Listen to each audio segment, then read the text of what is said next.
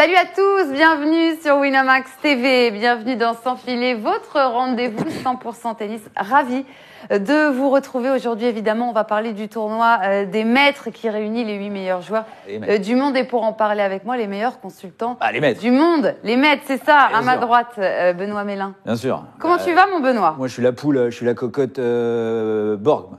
C'est ça? Et donc, du coup, en face, on a Agassi, c'est ça? C'est des regarde. Julien Varlet. Non, mais regarde, c'est l'expert tennis, le maître tennis, voilà. C'est ça, le maître tennis. On espère que vous allez être bon, en tout cas, sur les pronostics du match de ce soir et du match aussi de demain concernant Rafa Medvedev. On y reviendra. Salut à tous dans le chat. On va rester 40 minutes ensemble. Petite cote boostée réalisée par mes soins en l'absence de Coco qu'on embrasse.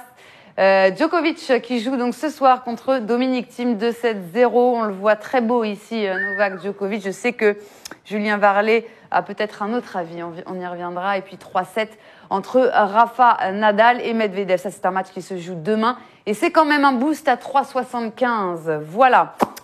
Promo aussi également concernant cette semaine londonienne, Cashback Masters. On va vous mettre le lien dans le chat. Jusqu'à 20% de vos mises live remboursées. Et je crois que le visuel plaît à Benoît, la petite couronne. Non, mais vous êtes toujours très fort, je trouve, dans les visuels. C'est toujours pas mal. Eh bien, on passera, on dira ça au studio. Ah non, c'est top, j'adore. Alors, juste avant d'entrer dans le vif du sujet, un petit mot quand même. C'est pour ça qu'on a mis le drapeau d'ailleurs.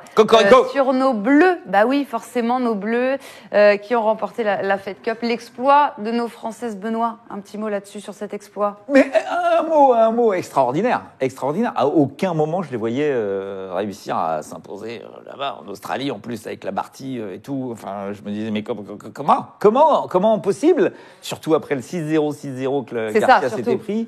Mais voilà, elles ont été parfaites dans la cohésion, dans le travail d'équipe, dans la volonté, dans la détermination. Les filles qui n'ont rien lâché. Moi, j'ai adoré. Ça peut être un déclic pour la saison 2020? Pour Caro, pour Mladenovic? Je leur souhaite. Maintenant, c'est ce qu'on dit toujours, quand tu as un gros titre derrière, tu peux plus facilement, entre guillemets, enchaîner. Mais moi, j'ai un souvenir de l'année passée, c'est pas si vieux que ça, une Coupe Davis France-Croatie, la Croatie gagne.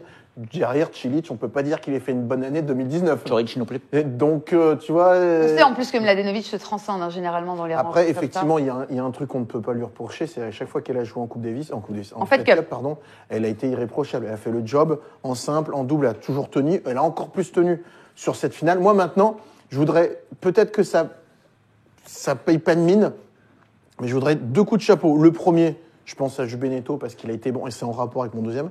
Qui a su insuffler. Non, surtout même, ne serait-ce que sur la finale. Le discours qu'il a dû avoir, parce que ça, c'est mon deuxième point.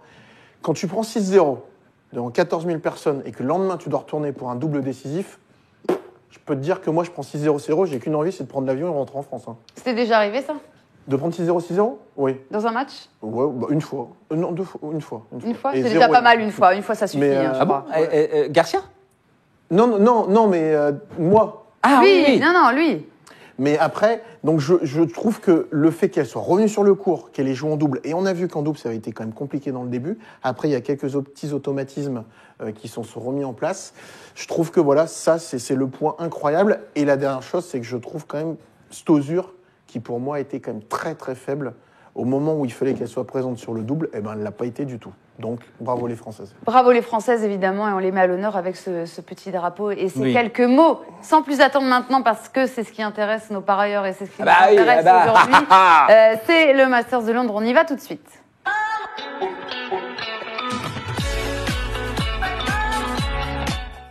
Ah ouais. Et vous le saviez, oui, Federer n'avait pas le droit à l'erreur après sa défaite contre Thiem. La légende suisse devait s'imposer contre Berrettini, qui lui avait perdu contre Novak Djokovic pour son entrée en liste.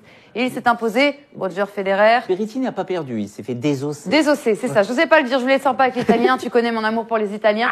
Et bien voilà, Federer s'est imposé contre l'Italien 7-6-6-3. Benoît, qu'est-ce que tu as pensé du match? Il n'a pas forcément survolé la rencontre Roger Federer. Non. C'était pas encore le grand Roger Federer. Non.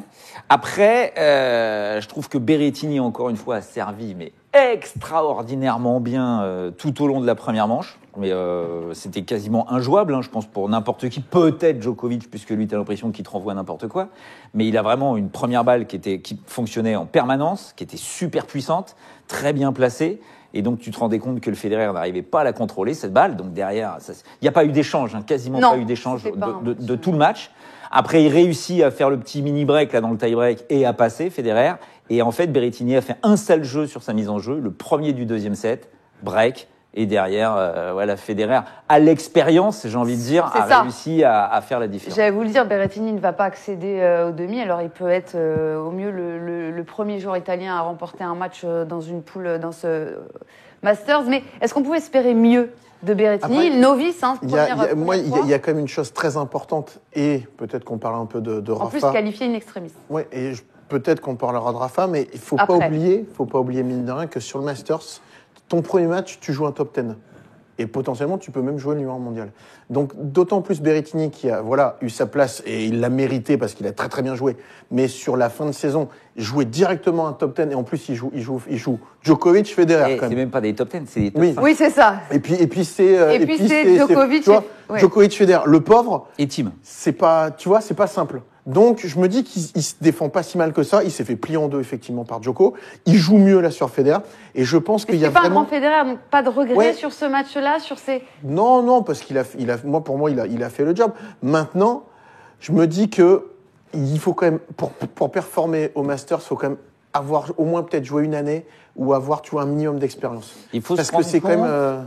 que le seul joueur qui dispute son premier Masters, tu vois, tu vas m'intéresser là parce que ça me plaît. J'étais en train de penser un truc. Et qui a réussi à battre Federer, un rookie au Masters, le mec qui n'a pas d'expérience dans ce genre de compétition, qui est vraiment une compétition très particulière. Il l'a dit, c'est parce que voilà, tu joues que du top 10, t'as pas le temps de mettre une petite balle comme ça pour voir comment ça va fonctionner. C'est tout de suite, faut mettre des parpaings sur les lignes, sinon t'es foutu. Ben, le seul qui a réussi à faire ça, c'est Murray en 2008.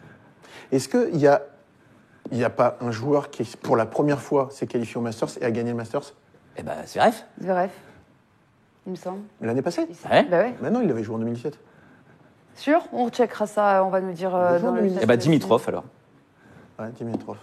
C'est pas arrivé souvent. Dimitrov, c'est sûr. Mais après, Zverev, effectivement, peut-être qu'il était déjà 2017. Ben oui, parce qu'il joue pas le next gen, il est déjà qualifié. Il est déjà qualifié. Ouais. Mais enfin, voilà, Dimitrov, celui-là. Ouais.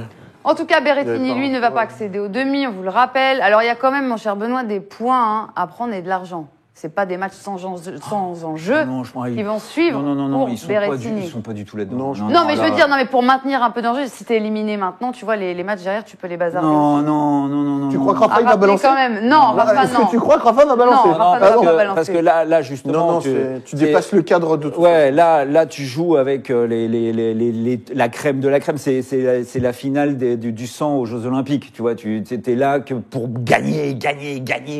C'est sans arrêt. Alors, en plus, tu as la possibilité de perdre et quand même de pouvoir rester en course. Donc, il y a toujours cette possibilité de gagner des matchs. Et bien évidemment que le Berrettini, il est là pour s'en cogner un. Il veut en gagner un, c'est une évidence. Et il a eu, Djokovic, injouable. Derrière Federer, très compliqué parce que t'as pas du tout le temps de te poser, quoi. Et tu voyais bien que dès qu'il y a eu, peut-être il y a dû avoir 3, 4, 5 échanges de plus de 5 ou 6 frappes, quoi. C'est tout. Donc tu peux pas rentrer dans ce match-là. Alors que quand il va jouer contre Thiem, à la rigueur, tu peux dire que potentiellement il peut y avoir un petit peu de construction de points, quoi. Mais Thiem a été tellement dingue dans son match contre Federer, tu te dis que c'est quasiment impossible d'avoir un coup moyen quand tu commences un Masters, surtout dans cette poule-là. Ce que je trouve encore plus intéressant au Masters, c'est que, tu vois, quand j'entraîne et tout ça, l'intensité d'entrée de match est très importante. Et là, tu le ressens, je trouve, encore plus au Masters que sur un tournoi entre guillemets classique. Un 5-7, tu te dis, bon voilà, je rentre dans mon tournoi. En plus, maintenant, on va pas revenir sur les 32 têtes de série. Le fameux débat qu'on aura toute l'année, toute la saison. Mais tu pourrais avoir des matchs du Masters tout au long de l'année. Tu pourrais avoir ce genre de rencontres. Ils sont protégés. Série, ils ont ceci. Donc, tu vois, ils peuvent quand même rentrer dans leur tournoi. Federer, je pense que là, il a joué balle, il a l'expérience, il a le truc, mais contre Thiem, qui a joué un super match, il est tombé dedans parce qu'il avait pas le rythme. Et Rafa, exactement la même chose. Emeric sur YouTube nous demande si Berrettini était blessé à la fin du match. Alors, il y a eu une petite douleur, effectivement, on ne sait pas trop, mais je pense qu'il a dû se coincer à un moment quelque chose, mais après, il a très vite récupéré, puis il n'a rien dit en conf de presse.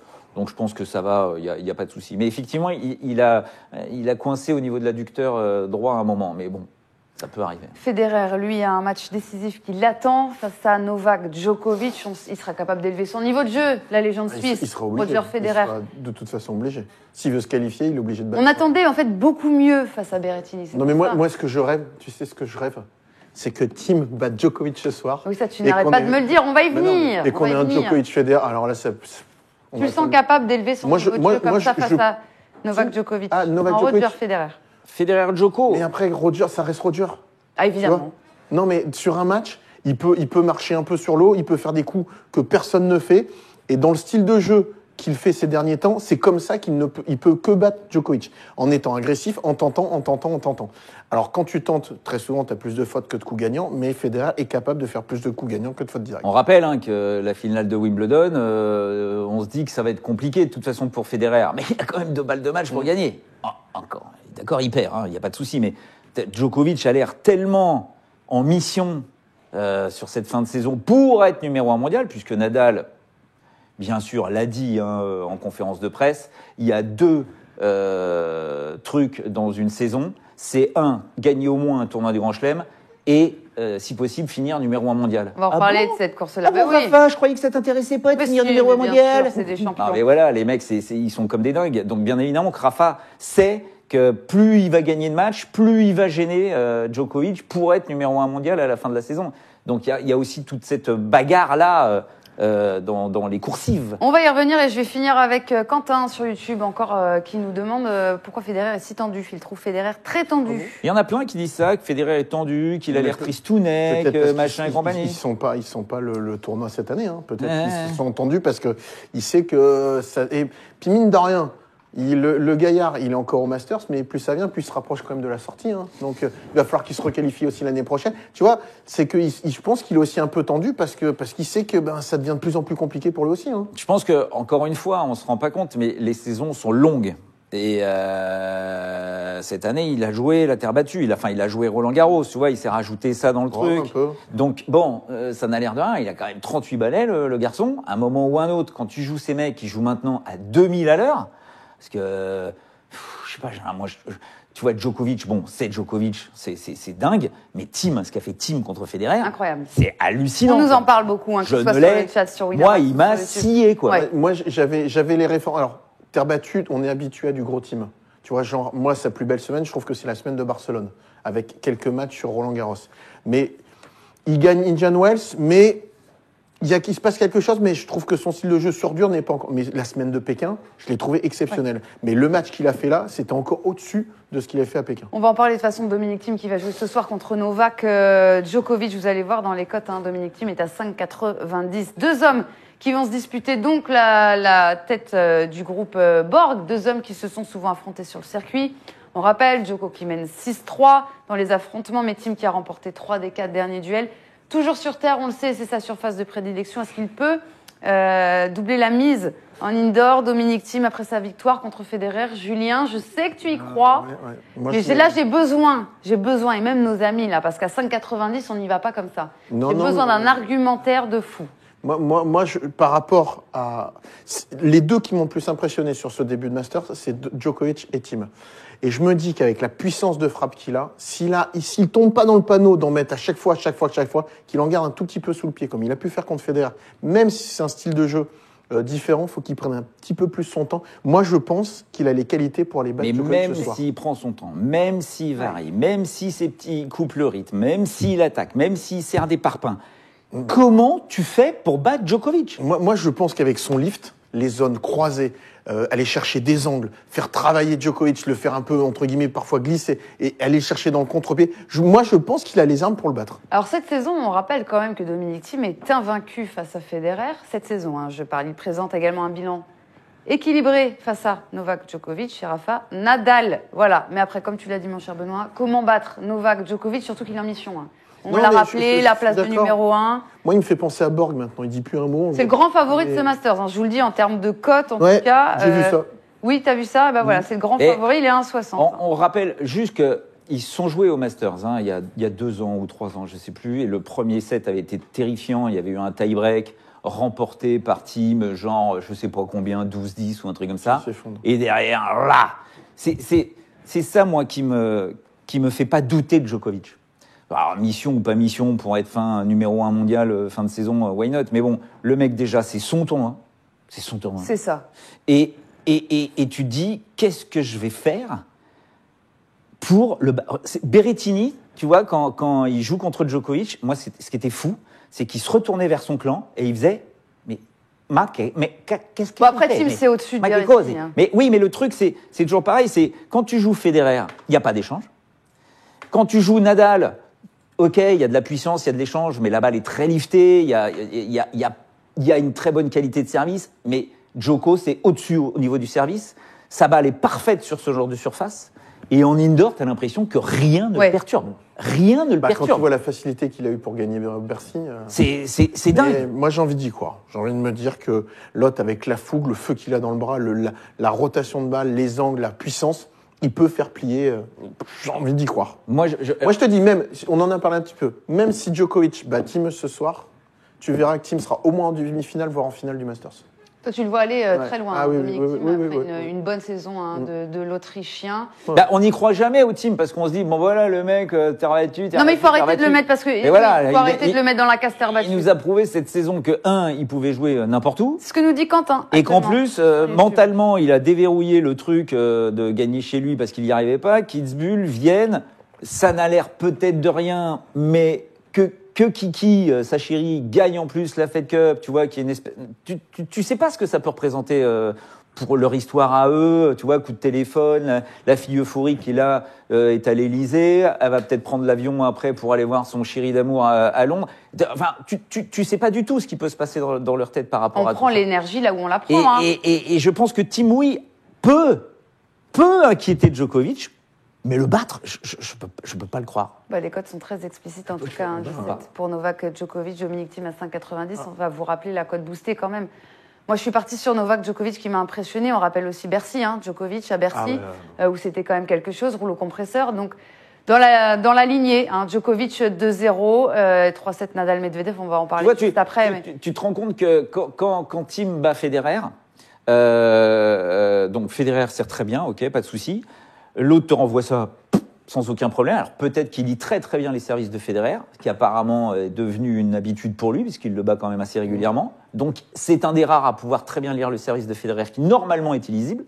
Mais contre Djokovic, je te dis, ok d'accord, mais le service de Djokovic n'est pas impressionnant, mais c'est parfait, c'est tout le temps parfaitement placé. La zone est parfaite. Donc après tu te dis, ok d'accord, oui mais lui il sert très bien. Oui mais Djokovic renvoie tout. Oui d'accord, mais il met des parpaings partout. Oui mais Djokovic sera sur la balle. Et donc à un moment ou à un autre, à force de frapper à pleine puissance, parce que tu peux pas ralentir. C'est difficile de l'imaginer passer à côté de ça, Novak Djokovic. Parce que pour devenir numéro 1, il doit faire un sans faute aussi. Ouais, mais après, il n'y a pas que ça dans sa tête. C'est Djokovic, effectivement, c'est un métronome. Quand tu vois, moi vraiment, où ça m'a impressionné, quand tu vois Bercy, la facilité qu'il a à gagner le tournoi, mais je me dis qu'à un moment ou à un autre, il peut avoir cette petite faille. C'est un être humain. Et Thiem peut... C'est un être humain. Alors toi, tu le vois perdre contre Thiem, je le vois pas perdre contre Thiem. Non, on va aller plus sur toi, mais d'abord, tu vas sur la cote à 5,90. Oui. Ça, c'est sûr. Tu mets la piécette, quoi. Je mets la piécette. Sur quoi? Parce qu'on peut aller plus loin, évidemment. On propose les cotes. J'imagine pas que tu vois Thiem en 2-7. Non, peut-être au moins 3-7. C'est à 9. Avec la victoire de Thiem? Ouais. Ouf. C'est à 9. Ouais, tu vois, c'est pour ça. Et tu vois, il y a Sam Exit qui dit oui, mais Federer, c'est plus le même. Et je suis quand même d'accord. Oui, il a encore la capacité d'être incroyable sur certaines périodes du match, mais sur l'intégralité du match, quand même, j'ai un petit peu de mal à y croire. Peut-être, sur gazon, parce qu'effectivement, là, on y va à fond. Mais sur des surfaces comme ça, qui sont semi-rapides, tu vois, tu te rends compte qu'en opposition, comme ça, il peut, quand Berrettini a mis des sacs, paf, il est agrippé sur sa ligne de fond de cours, il te fait un compte, c'est merveilleux, c'est sublime, mais il le fait une fois. Puis c'est tellement aléatoire. 5 fois, mais pas 10, pas 15, pas 20. Djokovic va le faire 50 fois. Oui, mais parce que Djokovic, en plus, côté revers, il a un revers à deux mains, il peut céder de sa main gauche, que Federer, il arrive en plus très souvent sur un grand pas en demi-volée. C'est extrêmement difficile. Alors, on l'a déjà dit, s'il prend pas la balle pile dans le bon timing, il boise ou il rate. Donc. La faille, alors peut-être que c'est là qu'on peut, pourquoi pas, aller sur Thiem, c'est que Djokovic a été quand même très nerveux sur son match contre Berrettini, alors que... Ouais, c'est vrai. À 4 ans dans le deuxième. C'est un tout d'un coup, il devient complètement fou, il insulte son clan, donc bien évidemment, on lui a demandé, c'est un premier match. Ça va pas ou quoi, t'es malade? Et il dit, mais si, mais il me dit, mais pensez pas au score, pensez pas au match. Moi, je suis là pour faire en sorte que mon coup soit parfait. Donc, je veux que tous mes coups soient parfaits. Et là, je fais un coup droit pour Rafa dans le bas d'uf. Et il dit, Ivan Izevich le dit, effectivement, on a travaillé là-dessus juste avant ce tournoi du Masters, quand on s'entraînait à Londres. Et il avait quelques petits problèmes avec son coup droit. Donc, ça commençait un petit peu à lui grignoter la tête.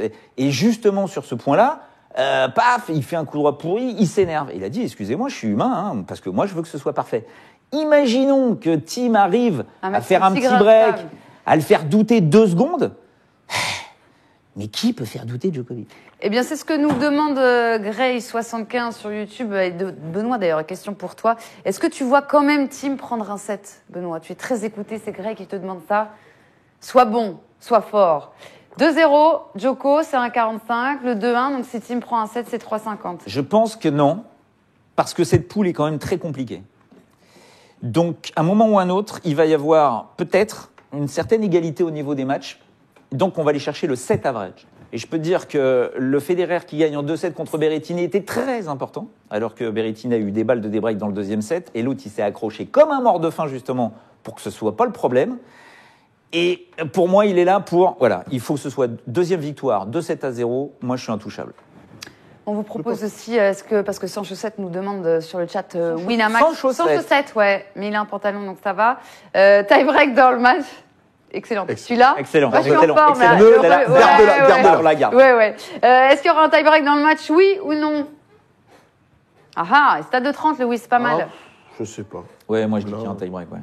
Ouais, je dis qu'il y a un tie-break parce que tu te rends compte qu'il y a une importance quand même sur le service. Premier. Tu vois, c'est fou quand même. Tu te rends compte que depuis le Isner-Silic de l'année dernière, on en est à 20 matchs au Masters. Les 19 se sont faits en 2-7 gagnants. Depuis. Il n'y a que ce Isner-Silic de l'année dernière qui s'est fait en 3-7. Parce que c'est Isner et en plus, et tu te rends compte qu'il y a quand même une importance énorme sur le service, qu'il soit gagnant ou pas, mais qui te permet de finir en 2 frappes. Donc, tu vois, j'ai plus pour moi de croyance du côté de Djokovic sur la capacité à être très régulier dans cette filière-là, mais Tim est pas mauvais et peut l'amener sur un tie-break. Donc sans chaussette, oui, ça se tente. Une autre petite question concernant les cotes, le nombre de jeux de Dominic Thiem, c'est aussi ce qu'on propose sur Winamax. Est-ce que Thiem va mettre plus de 8,5 jeux ou moins de 8,5 jeux? Oui, plus. Attention, parce que là, tu vois 2,7. Oui, mais tu vois un tie-break, donc ça passe. Plus de 1,76. Voilà. Et Nif, on va finir avec ça. Il nous dit Berrettini fait tâche dans cette poule. Quand même. Non, il a bien joué toute la saison. Non, mais après, on n'attendait pas forcément grand-chose de lui non plus. Il faut bien débuter à un moment ou à un autre. Oui. Djokovic, il a fait lui aussi son premier Masters et il n'a pas forcément gagné d'entrée. Donc, non. Non, mais après quand on en parle avec eux, c'est ça qui est génial. Hein, c'est que tous les mecs qui ont joué ce Masters, la première fois, ils te disent que c'est quand même, déjà, c'est un rêve. Parce que tu fais partie des 8. Des 8 meilleurs. Donc, il n'y a pas beaucoup qui l'ont fait. Et tout d'un coup, tu te retrouves à jouer contre la crème de la crème. Il n'y a pas un coup moyen, tout est parfait. Il faut être à 100%. Et t'es fatigué, et t'en peux plus. T'as fait une saison de malade, et il faut que tu brilles, parce que sinon tu passes pour un baltringue. Et puis, terrible. Il y a aussi une chose importante, ce qu'on ne voit pas la semaine qui précède quand même le Master, c'est que les joueurs, le tournoi a commencé dimanche. Oui. Mais les joueurs arrivent le mardi. Parce que tout au long de la semaine, ils ont du média training, ils ont beaucoup de médias et tout ça. Donc ça, comme par exemple un Berrettini, quand t'as pas l'expérience, c'est la première fois, il faut mettre le costume, il faut aller patati et pat. Donc je pense que ça prend aussi pas mal des... Et encore une fois, tu n'as jamais joué dans cette salle qui est unique. Je peux vous dire que la O2 Arena est quand même une salle extraordinaire pour jouer au tennis. C'est pas évident quand t'as jamais joué là-dessus. Profitez-en, ça va bientôt changer. Hein. T'as encore l'année prochaine. Mais c'est vrai que bon, tu dois affronter un rendez-vous que tu ne connais pas, une salle que tu ne connais pas, des adversaires que tu connais mais qui sont super méga forts. Donc c'est quand même très très compliqué. Tous te le disent, la première fois que tu arrives au Masters, bah t'es pas bien. On parlait de la course au trône entre Djokovic et Rafa. Nadal qui va défier demain à 15h. Medvedev, j'ai les cotes également. Et là. Surprise. Ouais. Non. Bah ouais, parce que Rafa de 17, tu vas pas le trouver souvent. Hein. Ah non. Ouais, voilà. Le Russe qui a chuté, on rappelle quand même pour son premier match face à Tsitsipas, une première en 6 confrontations pour Medvedev. Est-ce qu'il paye son année? Il en a 78 matchs, Medvedev. Ça commence à tirer là. Non, mais il est plus. Il est dans sa lignée de Bercy, où il perd contre Chardy. Il faut pas oublier aussi que pour lui, c'est son premier Master, ça. aussi. Donc tu vois, mine de rien, alors effectivement, il a joué énormément, et je pense que c'est un joueur, c'est un peu comme un Nadal. C'est qu'il a besoin de rythme, il a besoin de jouer. Et là, il a perdu tôt à Bercy, il n'a pas beaucoup joué, il arrive sur un événement qu'il ne connaît pas, qu'il ne maîtrise pas. Et je pense que c'est ça qui est dur. Moi, je l'ai trouvé hier pas très créatif, manque vraiment d'aller, voilà, vraiment bousculer. Il a voulu jouer, un peu comme il faisait en début de saison, attendre un peu les erreurs et attendre, voilà, Tsitsipas. Tsitsipas a joué plutôt juste. Et il s'est reposé un peu que sur son service. Donc moi, je l'ai trouvé un peu... Voilà, pas vraiment dedans, et surtout un peu énervé, parlait beaucoup à son coach, à Gilles Savara. Alors, il le fait de temps en temps, mais ça passe, et là, c'est pas passé. Il faut pas oublier que quand Zverev gagne l'an dernier contre Djoko en finale et qui fait son Masters de dingue, c'est pas le Zverev que vous avez vu cette année. Hein. Il était avec Lendl à ce moment-là, qui lui avait dit, tu mets un pied sur la ligne de fond, tu frappes tout pleine puissance au centre, et après... tu t'amuses à écarter. Mais d'abord, tu rentres dans la balle, t'es pas derrière, t'es pas dans les bâches, tu renvoies pas, c'est pas la peine, quoi. Quand Dimitrov gagne, Dimitrov, on sait, hein, quand ça commence à être beau, c'est au filet, des volets, c'est beau, c'est varié, c'est extraordinaire. Tu peux pas te permettre d'attendre. Pas là, les mecs te laissent pas. Ils te donneront pas la possibilité d'être, tiens, attends, je vais renvoyer. Tsitsipas, il a fait le jeu qu'on doit faire au Masters. C'est-à-dire, il a créé du jeu, il a été volontaire, opportuniste, il est venu souvent en filet, il a gagné un max de points, mais parce que Medvedev était loin, donc lui ouvrait des angles dans tous les sens, et sa balle n'était pas gênante.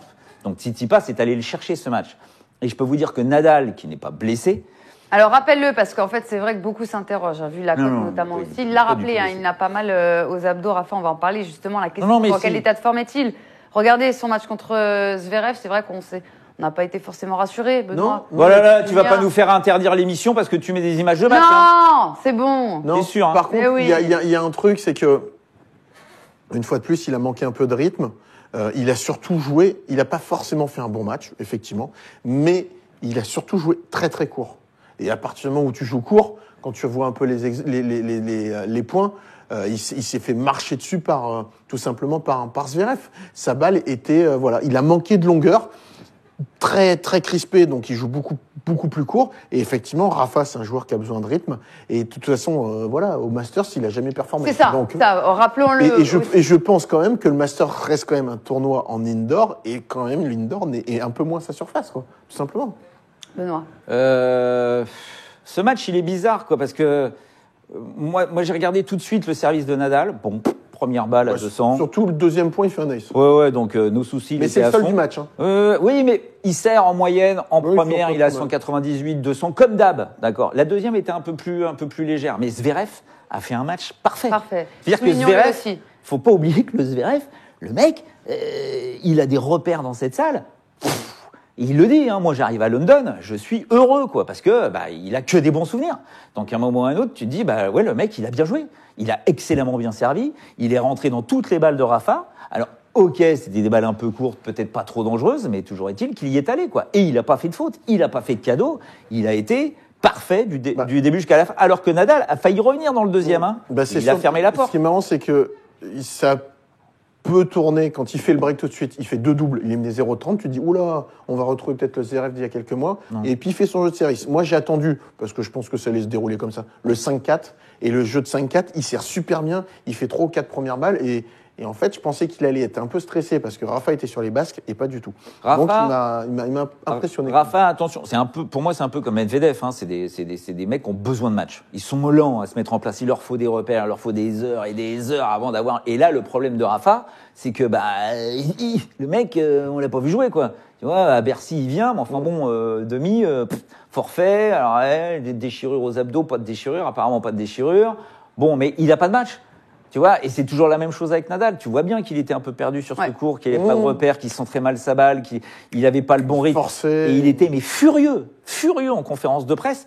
Et un Rafa furieux qui a tapé la balle toute la journée. Hein. Je peux vous dire qu'il n'était pas en train de siroter un thé glacé. Tu le vois s'imposer face à Daniel Medvedev. Pour moi, il bat Medvedev. Pour moi, Medvedev je veux avoir confirmation que Daniil Medvedev va être capable de retrouver ce niveau extraordinaire qui lui a permis d'arriver à la 3e place mondiale. Mais ça va être compliqué. Donc, il va falloir accepter le fait de ne pas jouer à ce niveau-là en permanence, retrouver ce rythme. Et il y a des joueurs qui n'ont jamais réussi à le faire. Et ça va être le gros boulot de Medvedev. Et pour moi, là, c'est le tournoi où il n'a pas le temps, justement, de se poser en se disant, bon, attends, je vais peut-être essayer de retrouver mon tennis. Non, les mecs, ils rentrent dans le lard, ils sont comme des oufs. Et le Rafa, je peux dire qu'il va lui rentrer dans le lard. Tu partirais donc sur une victoire de Rafa, peut-être en 2-7, 3-7. Ouais. Alors là, moi, je suis plus mitigé. Déjà, Rafa, 2-17, je vous le dis, hein, c'est tellement rare Rafa, que franchement... Et c'est marrant parce que par rapport à ce que tu dis, Benoît, il y a le match contre Tsitsipas, dans le tie-break du premier set, il y a un point 5-5 qui, pour moi, représente un peu ce que va être le tournoi de Medvedev. C'est que Medvedev fait un super service, il a une balle dans le carré de service et il n'ose pas. Il n'ose pas venir vers l'avant, tuer l'échange. Il a l'élastique. Et monter au filet. Il fait ça avec son coup droit un peu bizarre. Et hop, il repart au fond. Ouais. Tout doucement, Tsitsipas reprend l'avantage et finit par faire le point au filet. Et c'est le petit souci de Medvedev sur ce tournoi. Je pense qu'il a besoin de rythme. Et là, il va pas le trouver. Tu vois, quand il joue Nadal en finale de l'US Open, à la base, il y a 2-7-0, hein, c'est fini. Hein. Quand il y a la finale à Montréal, il y a 2-7-0. Hein. Alors oui, après, il rentre dans un match complètement fou. Mais c'est un match au meilleur des 5 sets. C'est pas du tout la même chose.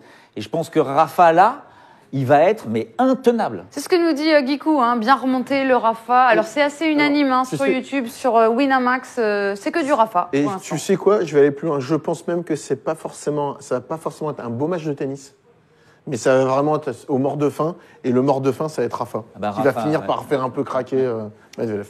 Alors que Stromy nous demande sur le chat Winamax si on va parler du double. Ben oui, Stromy, on va parler du double. Mais avant... C'est pour ça qu'il y a le tableau, hein. C'est pour le drapeau. Oui, mais avant, on va faire gagner de l'argent aux amis dans le chat sur Winamax. Donc nos amis sur YouTube, il faut basculer sur le chat Winamax pour jouer. On y va, headshot.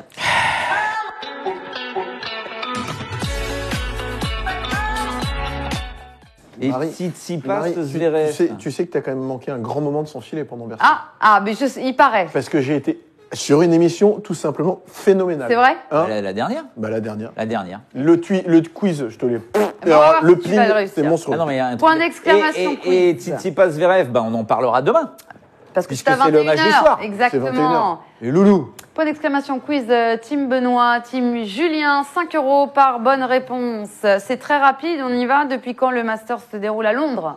2008. Non. Mais t'es pas loin. 2009. 2009, oh là là, c'est le point de Julien. C'était où avant Londres ? Shanghai. Oui, 2-0. Ce sera où à partir de 2021 ? Oui, 2-1. Qui est le joueur le plus titré en simple ? Djokovic. Non. Federer, 6 fois. À quand remonte son dernier sacre à Roger Federer ? 2011. 2011. Je ne compte plus, mais c'est point pour Benoît. C'était contre qui ? Tsonga. Oui, enchaîne. Julien, tu peux participer. Bah non, mais t'as vu la rapidité du oui, bazar. Attends. Combien de Français ont fait finale ? 1. Non. 2. Grosjean, Tsonga. Grosjean, c'est ça. Grosjean en 2001 contre Hewitt. Qui est le tenant du titre ? Zverev. Oh putain. Oh non.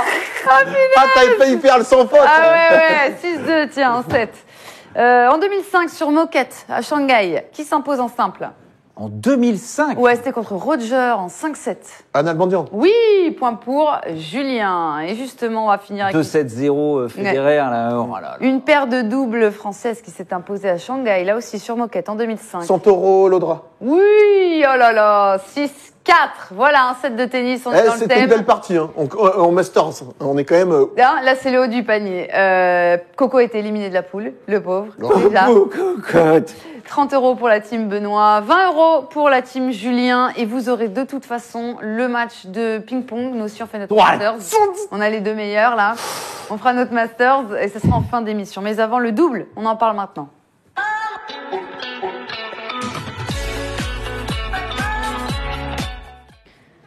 Et on va s'attarder évidemment sur la paire tricolore. Regardez, ils en sont sortis vainqueurs de leur premier match. On va se faire interdire l'émission.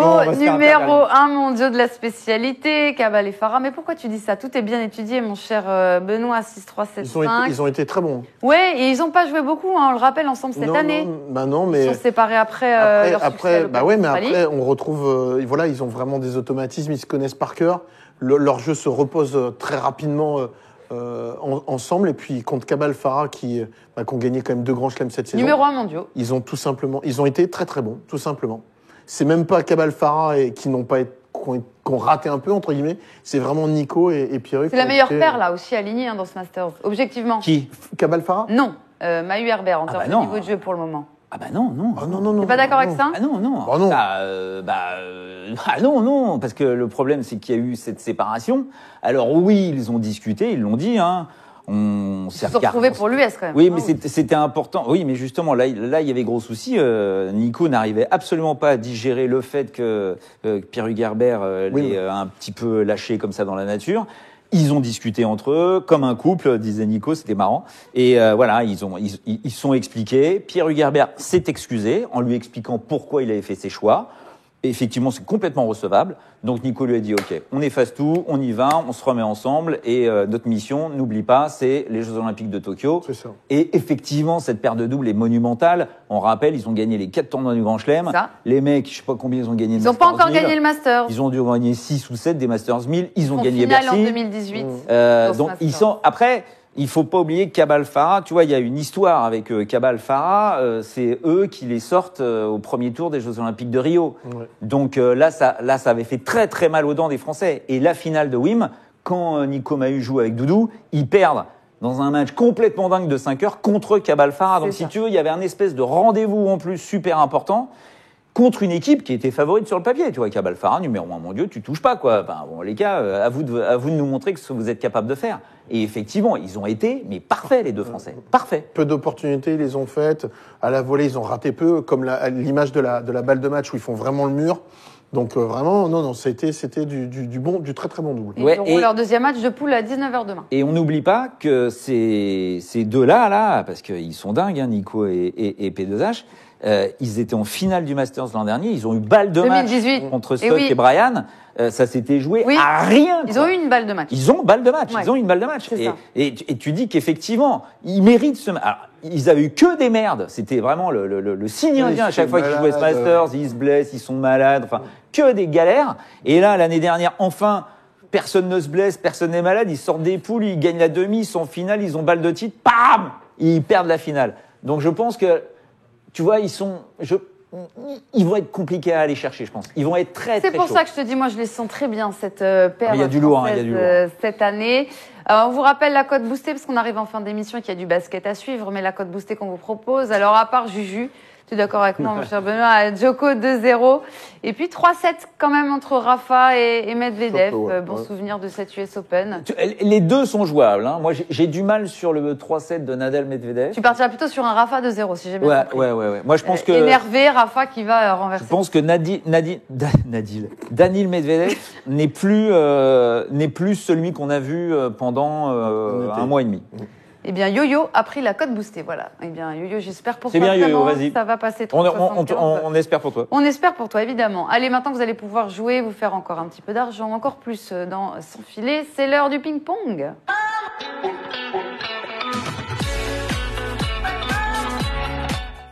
C'est mythique. Premier match de poule, hein, dans ce Donc là, il y a Master pas de cote. sans filet. Eh bien, si, il y a des Ah, si. cotes. Il y a T'as toujours gardé des des cotes cotes sur Winamax.